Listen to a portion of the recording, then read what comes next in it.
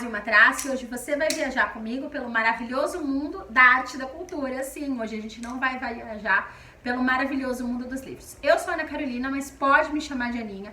E hoje a gente vai falar sobre a banalização e a espetacularização da arte, da cultura e principalmente da educação. Se você está no mundo das mídias sociais ou até em discussões das mídias físicas tradicionais, você deve ter percebido que tem ganho muito espaço, principalmente nos últimos 5 anos, uma certa banalização da educação e principalmente da arte, da educação e da cultura. Por que isso tem acontecido? Porque a gente tem visto um movimento um pouquinho importante e significativo, principalmente das elites financeiras ao redor do mundo, de uma tentativa de reapropriação da arte e da cultura produzida.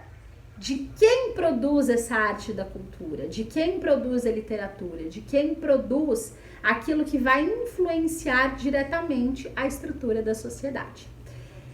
E aí, as mídias sociais, como um verdadeiro fuzil para fazer tudo explodir muito rapidamente, começaram a falar sobre literatura, sobre educação e, nos últimos 6 meses, sobre o que eles chamam de capital cultural, que está sendo usado de maneira completamente errada, equivocada, citando de maneira completamente descontextualizada, principalmente Pierre Bourdieu, e citando vários outros autores que nunca nem falaram sobre isso, mas as pessoas querem deixar os seus vídeos com uma cara de mais bem pesquisados e intelectualizados e fingem que esse capital cultural, elas entendem desse assunto, desse tema, sendo que isso é extremamente complexo e precisa de um estudo muito profundo de filosofia, antropologia, sociologia, história, para de fato entender esse conceito, e o que elas estão falando não tem nada a ver com o conceito original.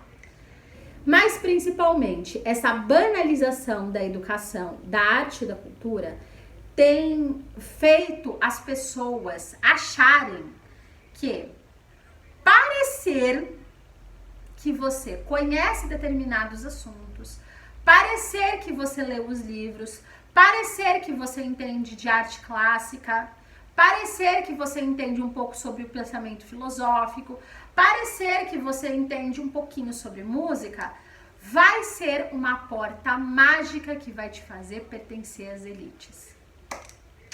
Infelizmente, não vai acontecer. Você provavelmente nunca vai fazer parte dessa elite que algumas pessoas estão prometendo que você vai fazer parte, se você performar esse conhecimento que na verdade você não tem, que você não está buscando ter. Isso porque, gente, por definição, a elite é excludente e exclusiva. Então, é um grupo pequeno de pessoas que tem permissão social para pertencer àquele grupo e que precisa de todo um contexto histórico, político, econômico para estar naquele grupo. E saber citar meia dúzia de frases de livros, saber citar o pensamento de algum filósofo ou alguma obra de arte, alguma escola literária, não vai te fazer pertencer a esse grupo. E não vai parecer para outras pessoas que você pertence a esse grupo. Sabe por quê, gente? O fato de você ter um conhecimento intelectual avançado, significativo e robusto não vai fazer você pertencer à elite. Vou dar um exemplo. A maior parte das pessoas que ganhou o prêmio Nobel, literatura, química, são pessoas que ou morreram na pobreza, porque precisam do trabalho para sobreviver e se subsistir, não só porque gostam e para continuar produzindo mais do que elas já produzem, é porque elas precisam trabalhar para viver. Algumas das maiores mentes que a gente já ouviu falar, que produziram ganhos e benesses para a sociedade, foram pessoas que nunca ganharam 1 centavo com as suas criações. Foram pessoas que nunca enriqueceram com o que fizeram. Foram pessoas que às vezes morreram na miséria. Vou dar um exemplo aqui de um grande cientista chamado Nikola Tesla, que morreu na miséria, mesmo tendo feito importantes descobertas significativas para a área da física que nos dias de hoje. A de Tesla vem dele, tá, gente? O nome vem daí. Então, ser uma grande mente, ser um gênio, ser brilhante, nunca significou na história da humanidade ter dinheiro ou ganhar dinheiro por causa dessa inteligência. A gente ficou com essa falsa impressão por conta muito dos bilionários do Vale do Silício, sabe? Isso ajudou, impulsionou muito isso. Ah, aquele nerd quietinho que fundou a empresa. Só que, gente, eles são a exceção que comprova a regra. Porque a maior parte daqueles nerds que a gente conviveu em sala tiveram uma ascensão intelectual, tem boas profissões, mas a maior parte deles não ficou rico. Algumas dessas pessoas que eu citei aqui foram convidadas para sentar na mesa da elite? Foram. Conheceram as pessoas mais ricas, financeiramente ricas do mundo? Conheceram. Mas elas eram convidados. Elas não eram membro do grupo. Elas não tinham poder de decisão, elas não tinham poder de inclusão ou exclusão, elas não eram tratadas como membros do grupo, elas eram no máximo tratadas como um convidado de prestígio para sentar nessas mesas. E o que está acontecendo, gente, é um discurso que está banalizando a importância e relevância que a educação tem, que está fazendo as pessoas acharem que o fato de você ter uma erudição avançada, de você ter um conhecimento significativo, vai te fazer pertencer a essa elite. E que você precisa parecer ter esse conhecimento e dando um monte de ferramenta e um monte de truque barato para você parecer ter isso. E que no fundo, primeiro, não vai te fazer pertencer a essa elite, porque o fato de você não poder pertencer é que torna a elite a elite. Segundo, a elite sabe que você está performando, porque fica muito claro e evidente quando a pessoa está fazendo isso. E terceiro, a maior parte das pessoas, e aí eu vou falar do nosso país também, não se importa com esse conhecimento. Então não tá nem aí pro que você tá falando ou pro que você tá tentando performar. E aquelas que se importam e que têm de fato um conhecimento, conseguem notar com poucos minutos de conversa que você tá performando conhecimento que você não tem.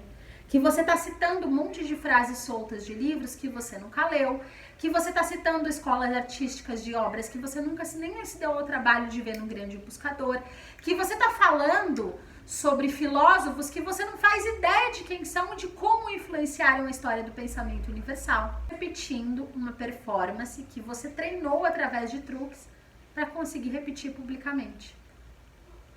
E aí você nem adquire o conhecimento que pode te ajudar a se construir como pessoa e indivíduo, e a educação que é tão importante para as pessoas, e você também não vai ascender a elite. E terceiro, você também não vai ganhar o dinheiro que você está achando que vai ganhar, porque você decorou aquela meia dúzia de frases soltas. Forma-se que as pessoas estão falando que, tá na moda ser inteligente. Ser inteligente é o novo preto. Ser inteligente é a nova tendência. Ser inteligente é o novo must have.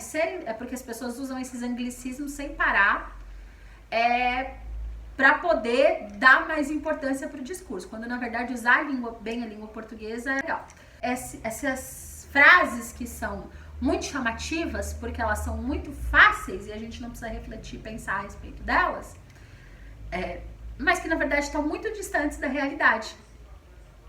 Então, eu quero conhecer, eu quero aprender, ótimo, faça isso. A internet permitiu uma democratização e um acesso ao conhecimento formal que a gente não tinha antes dela. Então, eu, por exemplo, dou aula de história da moda, eu consigo ter acesso ao acervo da Biblioteca Francesa, ao acervo da Bunka, que é uma escola de moda japonesa, ao acervo do Victoria Albert Museum, do Met Museum, os catálogos deles, com apenas um clique. Que antes eu teria que viajar para esses lugares para ler e conhecer. Agora permitiu. Então, é uma ótima época, uma ótima oportunidade de você construir um conhecimento robusto e significativo. Mas não faça isso porque você quer performar algo para o outro.